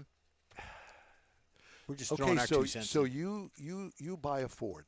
And this is not, I'm not trying to bust Ford. No. It's not that. No. It's not that. I like Ford. But so you buy a brand new Ford and it gets recalled along with all the other Ford recalls, and they're in there trying to fix all of these recalls at the dealership. What are you going to do for a car? If it's a new, brand new $86,000 Ford Expedition, are you going to get one of like size to drive while they fix yours? Probably not. I don't know that they do that anymore. For some warranty dealerships work. do. Your Lexus and Cadillacs, they do give you a Oh, like yeah, vehicle. yeah. But like I got a son-in-law that's got But an that's F-150. $86,000. I Yeah. can go buy a Lexus for $86,000. Yeah, absolutely. So why would I go buy a Ford? Well, Well, because you're a Ford person. I got a son-in-law that's that way. He's going to buy a Ford no I'm matter a GM what. guy. And he's a Ford guy. And I've got a story about that as well. And the thing, during your recalls, you had Fords being recalled from 2018. So that's 7 years ago. They're now recalling vehicles from 18 to 25. What happened in that 7 years? Nothing broke, and now all of a sudden that part is being recalled? I just don't get it. I don't know what the criteria is for recalls as far as years are concerned. I assume that if it's the same model that's being recalled, 18 to 25, then that's for all of them. Some of them will say to you that, okay, yes, but it's only those that have the electronic such and such. Fill in the blank. Certain part. Right. And you go online, safercar.gov, type in your VIN number, and it'll tell whether your Ford, blah, blah, is being recalled. Yeah, your specific vehicle. And if you've not taken it in, it's going to say you need to take it in. You could have 5 recalls on your vehicle and not know it. Type in the VIN. Yeah. Well, and they also send you notifications because when I had the Cadillac. But what if you move a lot? Yeah, well, that's true too. But they sent you a little card saying, "Hey, don't forget, you got a recall." Like my father, in his van, his Honda, got a recall on the airbag. I mean, everybody was getting them. Well, then he got a recall on the recall airbag. I mean, he got it fixed. Then he got another one. Yeah. And he ended up getting 3 of them. And but he didn't know about it till I told him about it, and I started checking for him on a regular basis. You know, like you said, I think we've told several people, or at least used to, go get your car inspected. Check for recalls at the same time, Always, once a year. Absolutely. Hey, if you'd like to get in touch with us, send us an email. The address is info@nwheeltime.com. We're back after this. You own a car you love. Well, why not let Gulf Coast Auto Shield protect it? Houstonian John Gray invites you to his state-of-the-art facility to introduce you to his specialist team of auto enthusiasts. We promise you'll be impressed. Whether you're looking to massage your original paint to a like-new appearance, apply a ceramic coating, install a paint protection film, nano-ceramic window tint, or new windshield protection called ExoShield, Gulf Coast Auto Shield is where Houston's car people go. Curbed your wheels? Instead of buying new, why not have them repaired? How about a professionally installed radar detector? Gulf Coast Auto Shield does that too. Get a peek inside the shop and look at the services offered by getting online and heading to gcautoshield.com. Better yet, stop by their facility at 11275 South Sam Houston Tollway, just south of the Southwest Freeway, and get a personal tour. Gulf Coast Auto Shield is your place to go for all things exterior. Call them today, 832-930-5655 or gcautoshield.com. From the beautiful HEMI Hideout in Brookshire, Texas, this is your place for all things automotive, the award-winning In-Wheel Time Car Talk Show. Coming up, automotive story of the week. I think we did that already, didn't we? But we're going to have Mary Argusa at the Savoy Car Museum, going to talk about the annual Connection Car Show. We're going to do that, the Connection Car Show.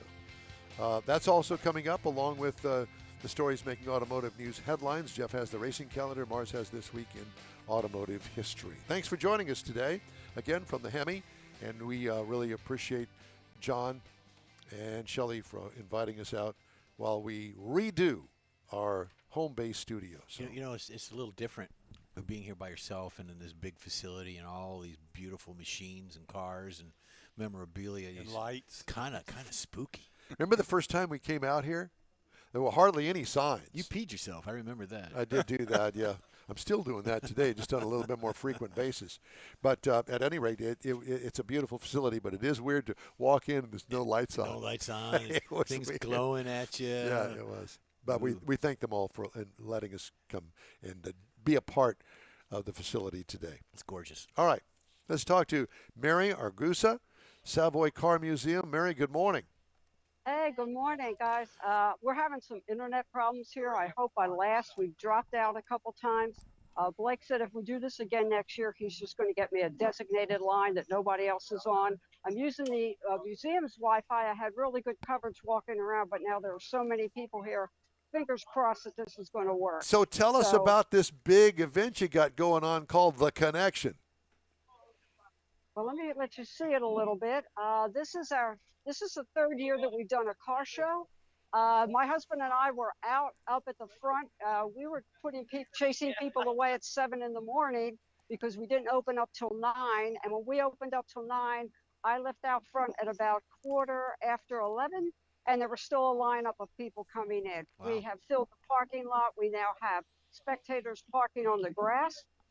This is way over what we even anticipated this year. It's just gotten bigger and bigger and bigger. So like I said, I'm going to walk by some cars and hope that you can see them. I'm just hoping that the Wi-Fi doesn't cut out. Again, next year we'll do this. We'll have a designated line. And so you'll be able to see a whole lot more of what is here. It's been great. Where we were standing out front, we saw a lot of the show cars coming by. And then we had even people that had show car quality cars coming in as spectators. So it's been really just over the top this year. I just saw McCrae, who's the executive director, and she said this is just even way over what everybody was expecting for this year. So every year it just gets bigger and better. Mary, is the Savoy open today? Oh yeah, oh yeah. And so when you come, you get admission to the museum and to the museum itself and to the car show. And so right now we the last month of Harvest to Highway, which is the tractors and manufacturers. We have small block muscle cars, racing Jaguars, and it's a doozy. We have 10 Duesenbergs, and we think this is maybe the largest collection of Duesenbergs in a museum at one time, and we have every iteration of the Duesenberg, the A, the X, the S, and the SJ. So we've been really, really fortunate. And inside is jammed. And of course, we have our Savoy cars in there. And so I'm trying to give you a look at some of the vehicles that are here, and crossing my fingers that the Wi-Fi doesn't cut out on me. It's still working. It's still working good. Mary, did you stop by the food truck court over there? I don't even know if I'm going to get lunch today. My lunch is supposed to be 11 to 12. Well, that went out the window. And when I'm done here, I got to go in and babysit Duesenberg. Oh boy, Mary. Because it's so busy inside. Mary, you keep saying that it's very big and growing and growing. That's a good thing, right? You're not. Yeah. Okay, just making sure. We had to cap it at 300 cars this year. I think we went a little over. I don't know if we will expand it next year and make it bigger.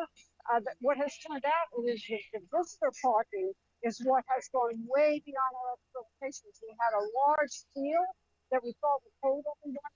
Well, now we have everybody parking all over the lawn because I said it was just a nonstop line when Joe and I were out front. It just people never stopped coming. And part of the problem is where we're located. Sometimes we will back up traffic, and then the police department's not real happy about that. But yeah, this has turned out to be a success, much bigger in terms of people coming out. The cars are just incredible. We've got great cars, all kinds of stuff here. Like I said, praying that the Wi-Fi doesn't drop out on me because I want you to be able to see them. You're doing really, fine. Really, really beautiful. Yeah, things are looking well. Tell everybody where exactly the Savoy Museum is located. We are in Cartersville, Georgia, and we are right off of I-75. I think we're exit 293, something like that. But we're about midway between Atlanta and Chattanooga, and we've got about 60,000 square feet of exhibit space, and we have 5 galleries. One of the galleries features our cars specifically, and then of the other 4, one of them rotates out every 30 days. So every 3 months, you can walk in and see, and the museum will be completely different. So Mary, while you're walking through, now there's some other activities besides just the car show going on this weekend, right? I mean, there were some things yesterday. Oh, now yesterday they do a drive, and each year the route is different, and so you get to do a drive. I think this year they wound up at the Georgia Racing Museum Hall of Fame up in Dawsonville was the end result. The year before they went up to Miles Through Time, which is a museum up in Clarksville. So they do the drive, then they have the show the next day. We want to come out there and be part of your events. Well, we would love to have you. We'll have to, I don't know what next year's date is going to be. I think they will announce that sometime like after January, because after today, everybody just drops for a while. We've all had enough, Yeah. and we need a break. but yeah, I think as long as we can get enough advance notice, we can work things out because we'd love to have you here. Well, I think it would be a And great here's a event. nice, Yeah, great event. We and have here's been, a nice, yes, yeah, nice truck. yes, very nice. That's yours, isn't it? Yeah, I wish. Believe me, there were a number of cars that when people came in, I said, now, if you need a garage to house this, I can give you, some free rental space. I mean, there are some beautiful, beautiful cars here today. And we're just every year, and a lot of times these are not repeat people that come. So every year there's a lot of cars that are different. So we get new people every year, which is really nice. So, And we never know. It's an open show, so we're not limited to who comes. Mary, is it a judged show or is it just a cruise in? There are People's Choices Awards, and then there is a Savoy Award. The Savoy Award is for the employees and the volunteers. I will probably not get a chance to vote this year because I won't get to see everything. But yeah, they give out about 20 awards. So, Mary, what's the furthest these folks come to participate? I mean, they come from states, obviously. They come across the country. Do you know any of these folks that have traveled a long distance? I know that we've got one drag car that came from Alabama. Now, I haven't seen it. I don't know where it is. He may be about the furthest. A lot of it are people in the state of Georgia, the local area that come. A lot depends on what else is going. And so we're trying to work out that when we have our show that we're not in competition with somebody else, so that, everybody has a chance to go to the different shows. And so I don't know. I don't know what next year's date will be, but we have just a lot of people mostly from the state of Georgia, I would say. And it's amazing the cars that people have in their garages around here, that you would be surprised the collections that people have, which I had no idea until I started working here and finding out some of the things that people have here. And it's just absolutely amazing. It just sometimes astounds me what comes out of a local garage. Mm-hmm. How many square feet is the Savoy Museum? About 60,000. 60,000 square feet. Yeah, that's display space. I believe that also includes the theater, which you saw the last time, and the cafe. But I think it's around 60,000 of actual display space. Do you live there? Just about. I only live about 15 minutes, depending on traffic, away. So it's really easy for me to get here. But yeah, I spend a lot of time here. I did have a day off yesterday, which was unusual. But now I'm here today, and I started at 6 o'clock. I'll be done at 5, and I'm probably not going to get lunch, so my boss will have a fit about that. But when you can't stop, you can't stop. Everybody sort of knows it's all hands on deck. And you just got to do what you got to do. And inside, it is so crowded. When I'm done here, I got to go in and change clothes and help out with security there, especially with the Duesenbergs, because that is just such an expensive exhibit. They really need to have people keeping an eye on them. And that's part of the condition of getting the cars was the fact that there would always be security around those cars. Sure. Yeah. We've had cars that are coming from Florida, South Carolina, North Carolina, Tennessee. It's a beautiful front yard you got there. I can tell you that.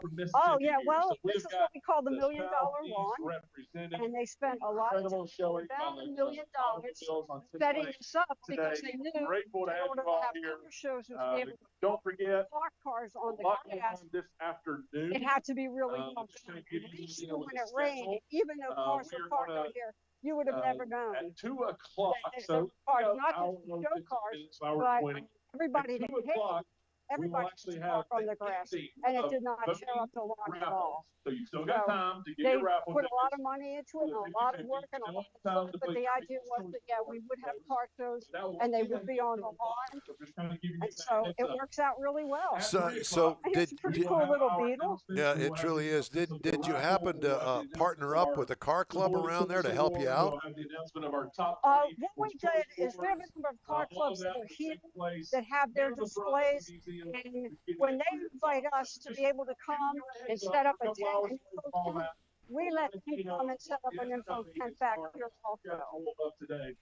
Well, So they're a little bit, we run the whole show, but we invite them because they're gracious enough to allow us to come and promote the museum when they're having their own show. well, Mary, you know So how that's us car people are. I mean, we all just help each other out anytime we can. absolutely, absolutely. And so we have a number of those organizations here. We even have some really cool tractors here with big block engines stuffed into them.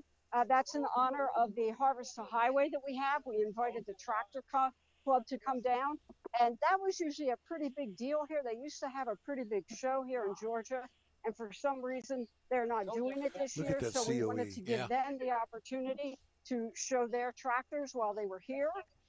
So that's something very new, and I don't know if that's something that we'll do every year, but it's really in honor of our agricultural heritage here in the state. So that's working out too. So that's something that's completely different. So than you we've got all the never done peanut before. farmers there. Oh, I think we Oh, lost we her. lost her. One step too far. One step too far away from your Wi-Fi, Mary. Go back, go back, go back. That's a good place to stop though at that Yeah, fire break. eastbound and down. Yeah, and the Oldsmobile Loaded up behind and it. trucking. There you go. Yeah. What a fun place. What a great facility. And it's an all weekend thing. I mean, it runs the whole weekend with the events they had yesterday where it's a limited, but it's kind of like the Hot Rod Tour of Texas. You know, they take, I think it's 50 cars, and they go and they just do a parade kind of thing out there on Friday. Yeah. And then Peeking around the corner.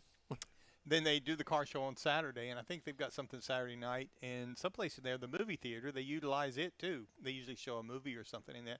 So it would be a great weekend event. Yeah. Well, it's a 2-day drive. I'm not driving all the way to Atlanta in one day. Only It's not 12 or 14 hours. Okay, well, I'll tell you what. You get in your truck Well, and we you could do your thing. We could ride with him and get there in No, half we're a not. day. I'm not. You can. I'm not riding with him. Mike will get us there. No. I'll put no. you a bunk in the back. Oh, she's back. You wanna wrap up with her? Yeah, Mary, we got you back. Yeah. So I was gonna say, if you want to, I'll run you inside real quick and let you see what's in there if you're up for it. Yeah, but you got to hurry because we're running out of time. Okay. How much more time do we have? Oh, a couple minutes. I'll try to get you in there as fast as I can and show you a little bit of what's on the I'm floor. surprised that you don't have one of those really high-priced, golf carts Yeah. over there, souped up that could get you everywhere you wanted to go. Oh, we got golf carts all over the place, but we wouldn't be driving them where I'm walking right now. Oh, so I But see. we do have a lot of hot rods in here, so if you could have brought one of those out, that would have There been you go. nice. That would have but, been Oh, nice. yeah, Yeah. they're not about ready to do that. One of them doozies. Oh, the Duesenbergs are just unbelievable.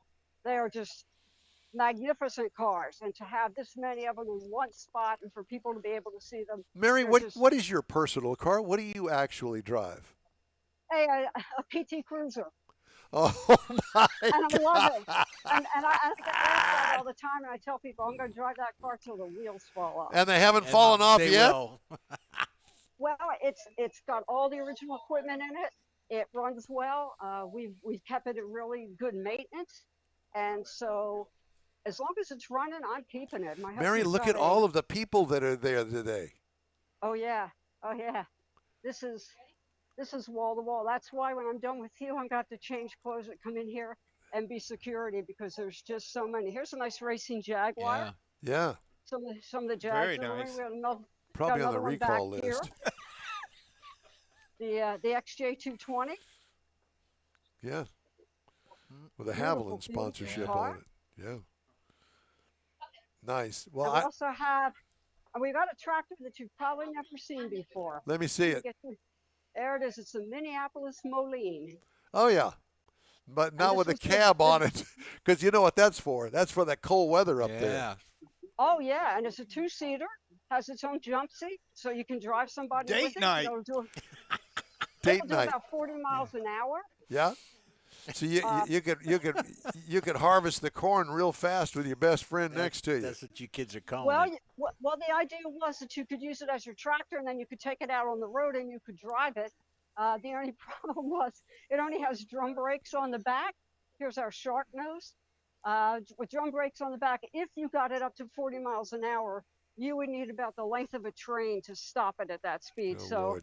Yeah, it was your personal car, but yes and no. Not so much. Mary, it Here's- looks like a fantastic day. We got to run. Thank you so much for the tour, and good luck for the rest of the weekend. And we'll be in Look at touch, that. or you be in touch with us, will you? That's what you need right Okay, there. and there is the Resto Mod Duesenberg.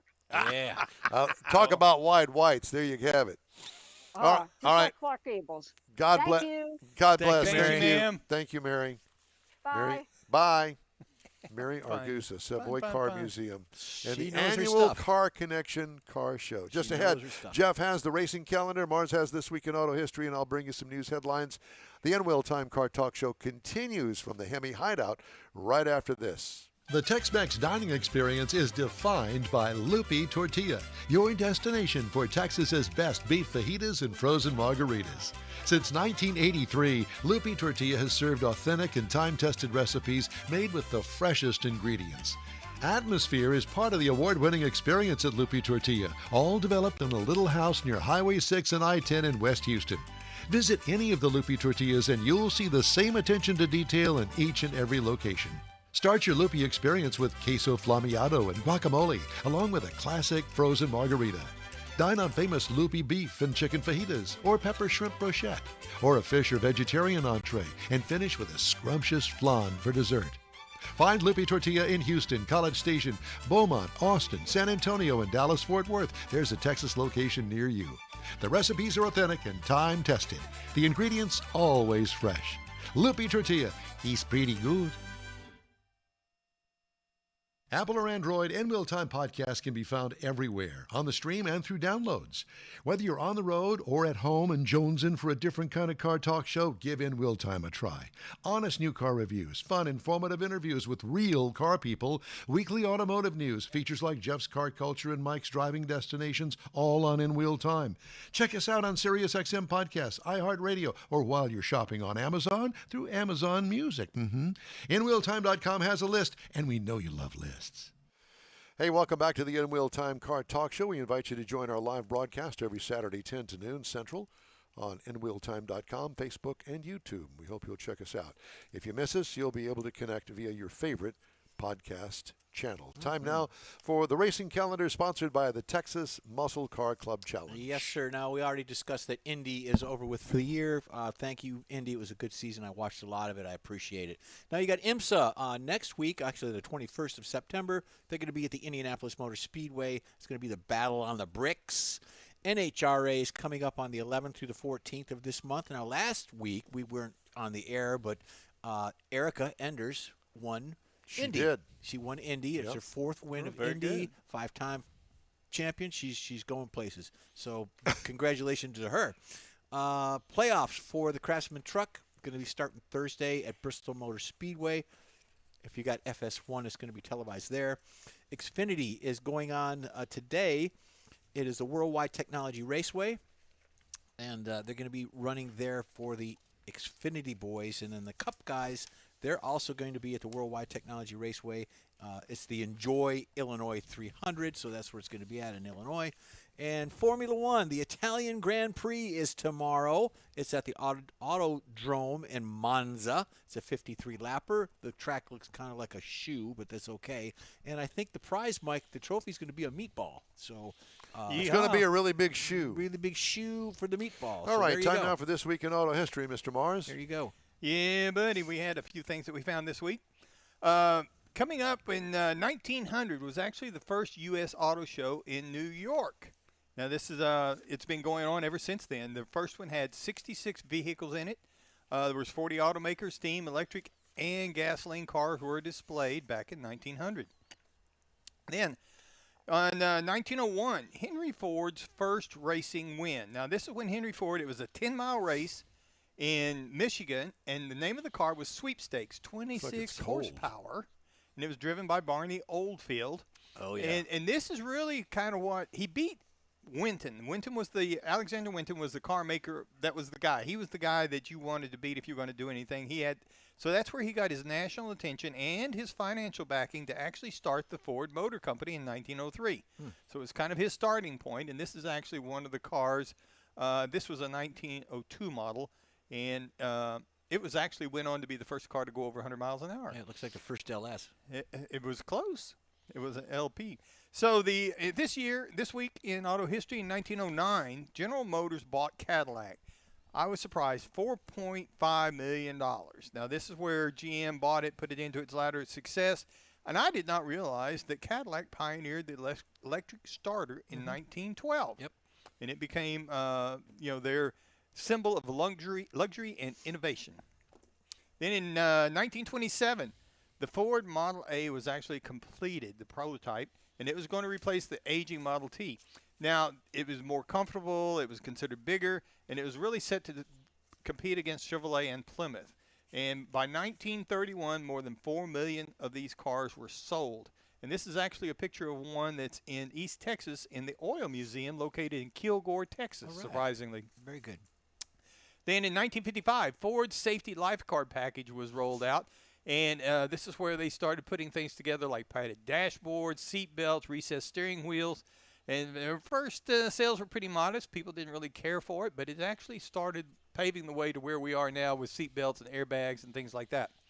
1957, Ford Edsel was introduced. Now, this was designed to be a medium-price package car, and I did not realize that it had its own brand, own distribution, own dealers and everything. I thought it was a Ford, but it was not. It was a standalone brand that had 7 different models on it. Wow. And by 3 years, they sold 118,287 cars, which is not a whole lot. That's why they quit selling it. People just didn't like it. But now they're kind of a classic, and they're kind of considered a collector's item. Stay tuned next week for the recall. Exactly. They ain't caught up with it yet. Yeah. Speaking of, Ford had the best loyalty rate of all brands for the first half of 2025. GM had the best rate among multi-brand manufacturers, according to S&P Global Mobility. Ford's loyalty rate was 59%. GM had a rate of 68% for the first half of 2025 in those categories, according to an analysis of new vehicle registration data from S&P Global Mobility. The individual brands with the highest loyalty ratings in the first half of 25 to join Ford in the top 5 were Chevy, Toyota, Tesla, and Honda.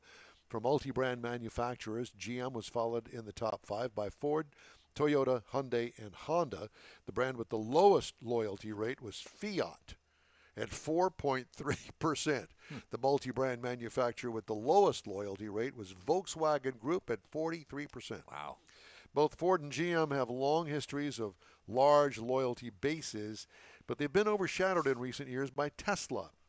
However, the electric vehicle manufacturer's loyalty rate dropped over 12 percentage points in the first half of 2025 to 56%, making it the brand with the 4th highest loyalty rate. It still ranks highest among luxury brands. Very good. I'm not done. Okay. I have another story. No, very good on that story there. Former employee of 2 Colorado dealerships has been accused of embezzling nearly $183,000 from the stores. From July of 19 to September of 24, Valerie Drulo, 50 years of age, from Johnstown, Colorado, started working at Greeley Nissan and Greeley Volkswagen, both in Greeley, Colorado, in 2015, according to an arrest affidavit. She's accused of taking $182,815. She was office manager from November of 22 until her termination in September of 24, according to the affidavit. In her role, Drulo was responsible for preparing daily bank deposits, bank reconciliations, and recording cash payments. Greeley Police Department opened an investigation into Drulo in September of 24 after David Maestas, then general manager of the 2 dealerships, reported to the police that a cash payment of $18,000 was missing from the daily deposit records. Investigation found that Drulo skimmed money from factory payments, took refunds from customers, falsified records, and stole insurance checks, according to the affidavit. She needs to hook up with that other guy at Midland. Yeah. You know? Yeah. Start a family, all that. After the accounting discrepancies and missing cash payments were discovered, Drulo, in September 24, was asked to come to a meeting at the dealership, the affidavit said. She never returned to work and stopped responding to text messages and phone calls from management. She was later fired for text messaging. What do they call it? Quiet quitting or something like that? Whatever it's kind of called. Nonsense. Oh, my gosh. Hey, we'd love to hear from you. Shoot us an email. The address is info@nwheeltime.com. We're going to wrap up today's show right after this. You own a car you love. Well, why not let Gulf Coast Auto Shield protect it? Houstonian John Gray invites you to his state-of-the-art facility to introduce you to his specialist team of auto enthusiasts. We promise you'll be impressed. Whether you're looking to massage your original paint to a like-new appearance, apply a ceramic coating, install a paint protection film, nano-ceramic window tint, or new windshield protection called ExoShield, Gulf Coast Auto Shield is where Houston's car people go. Curbed your wheels? Instead of buying new, why not have them repaired? How about a professionally installed radar detector? Gulf Coast Auto Shield does that too. Get a peek inside the shop and look at the services offered by getting online and heading to gcautoshield.com. Better yet, stop by their facility at 11275 South Sam Houston Tollway, just south of the Southwest Freeway, and get a personal tour. Gulf Coast Auto Shield is your place to go for all things exterior. Call them today, 832-930-5655 or gcautoshield.com. The award-winning In Wheel Time Car Talk Show now reaches 5.3 million folks each year. Check us out on InWheelTime.com, the Odyssey radio app, YouTube, Facebook, and just about every other entertainment source out there, including our live broadcast every Saturday, 10 to noon Central Time. The In Wheel Time Car Talk Show has informative automotive guest interviews, new car reviews, along with popular features including Jeff's Car Culture, the latest new cars, cruise-ins, and racing dates. It's InWheelTime.com. Join us. That's all for this week's In Wheel Time Car Talk Show. Be sure and check us out online at inwheeltime.com. We're always looking for new, informative, and fender-bending automotive things to bring to our global audience. If you have an idea, event, or a road trip destination you'd like us to feature, let us know. Our email address is info@inwheeltime.com. Did you know we have a plethora of podcasts to choose from? Come on. When you're looking for award-winning car talk, you can find the In Wheel Time Car Talk Show 24/7 on the In Wheel Time app. Grab a podcast from your favorite podcast provider. We video stream our live show every Saturday 10 to noon on Facebook, YouTube, and InWheelTime.com. The In Wheel Time Video Technical Director is we always need more Jeff Zekin. For booking agent, video editor, people finder, and borderline Louisiana Cajun Mike Out of This World Mars, along with Chief Engineer David Ainsley. I'm Don Armstrong. Big thank you to John Hovis and Shelly Gates out here at the HEMI Hideout for letting us use the back room while we work on our new digs. That'll debut soon. From all of us at the In Wheel Time Car Talk Show, have a great week, and we'll see you next week.